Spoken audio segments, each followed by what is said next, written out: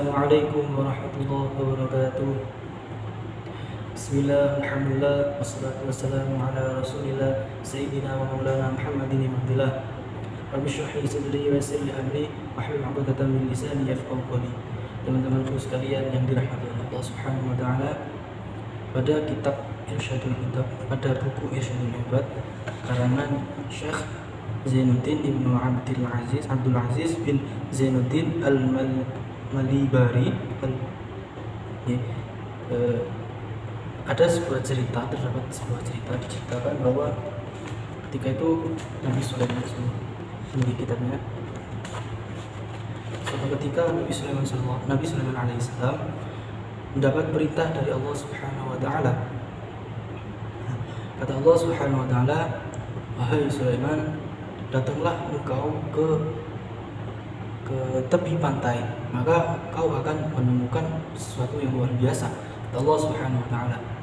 Akhirnya Nabi Sulaiman alaihissalam dengan perintah Allah tadi, Nabi Sulaiman membawa rombongan dan juga bala tentaranya menuju ke tepi pantai. Nah, rombongannya ini berupa manusia, dari golongan manusia, juga dari golongan jin. Kemudian singkat cerita, nyampailah Nabi Sulaiman alaihissalam dan rombongannya di tepi pantai, di sebuah tepi pantai. Ketika itu Nabi Sulaiman alaihissalam, teman-temanku yang dirahmati Allah Subhanahu wa taala, ketika itu Nabi Sulaiman alaihissalam sudah nyampe di tepi pantai dan beliau celingak-celinguk ya. Jadi toleh kanan, toleh kiri. Apa yang luar biasa itu. Karena penasaran, beliau tetap mencari apa yang diperintahkan Allah tadi.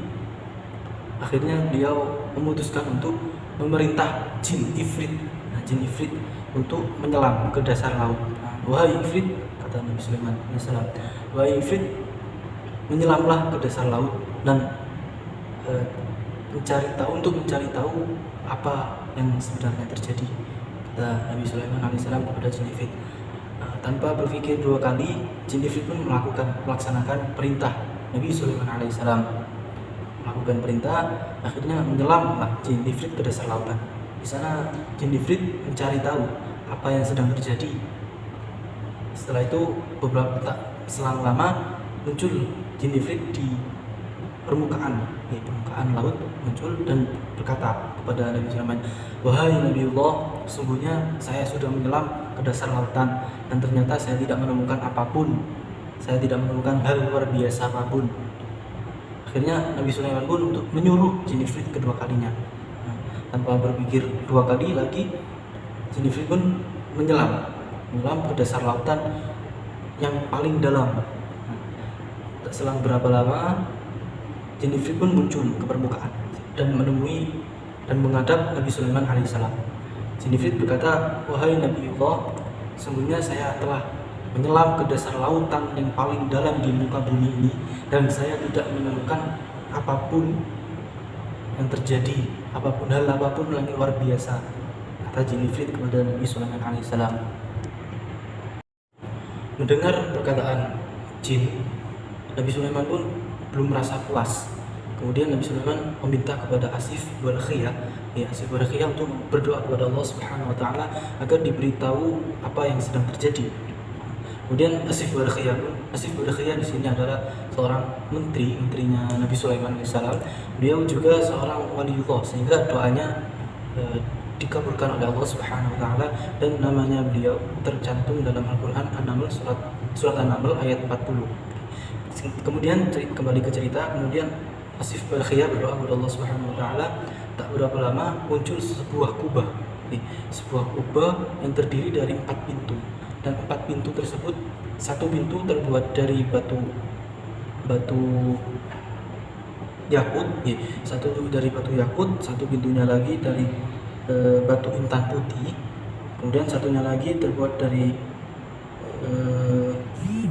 batu intan, dan yang terakhir terbuat dari zamrud hijau atau aquamarine ya, zamrud hijau.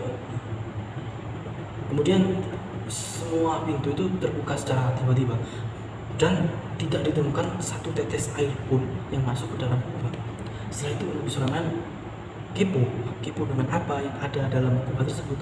Akhirnya Nabi Sulaiman memutuskan untuk masuk lihat, dan ternyata ada seorang pemuda yang sedang sholat. Nabi Sulaiman pun Assalamualaikum, kata Nabi Sulaiman. Si pemuda itu mempercepat sholatnya dan menjawab Waalaikumsalam. Wahai pemuda, apa sebab kau berada di dalam kubah ini, kata Nabi Sulaiman. Wahai Nabiullah Nabi Sulaiman alaihissalam, saya berada di bapak saya seorang lumpuh dan ibu saya seorang buta.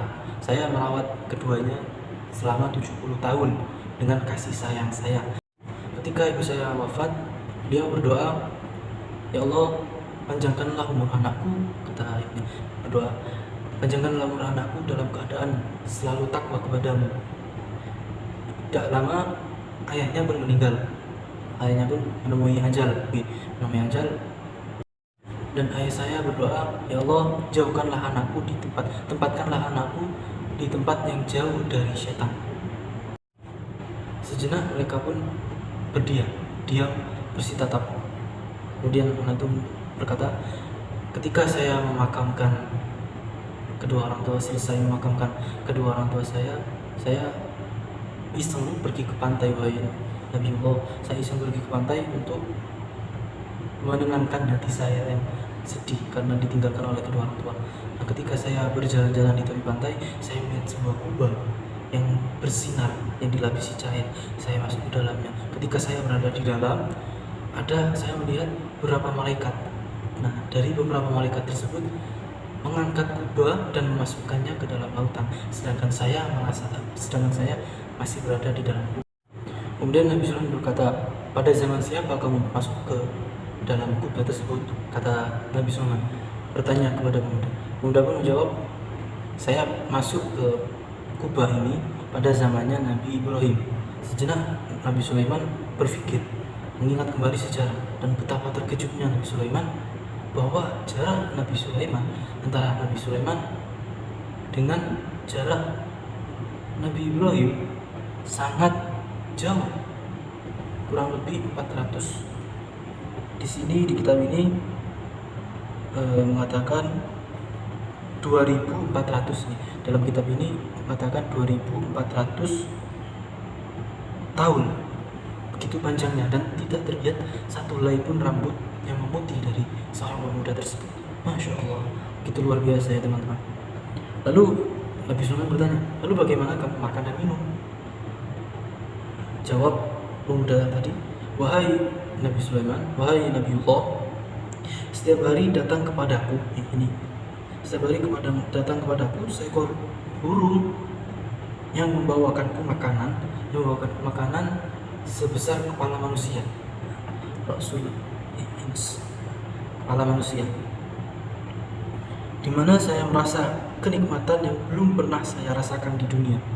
Setelah saya memakannya, kata si pemuda, setelah saya memakannya, saya tidak merasa haus, saya tidak merasa lapar, saya tidak merasa sedih, saya tidak merasa gerak, saya tidak merasa dingin, saya tidak merasa kantuk dan sifat-sifat manusia lain. Bahkan saya tidak merasakan kesepian.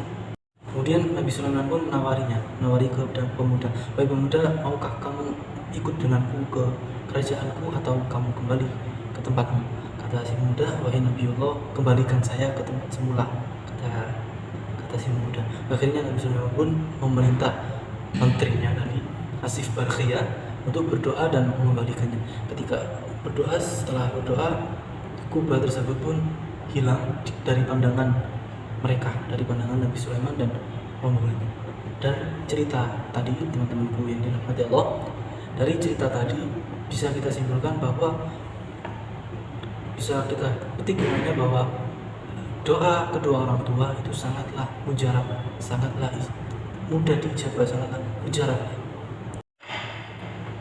Dari Anas bin Malik radhiyallahu anhu, Nabi SAW bersabda, "Thalathu da'watin istajabu lahunna la syakku fihinna da'watul madlum wa da'watul musafir wa da'watul walidi li waladi."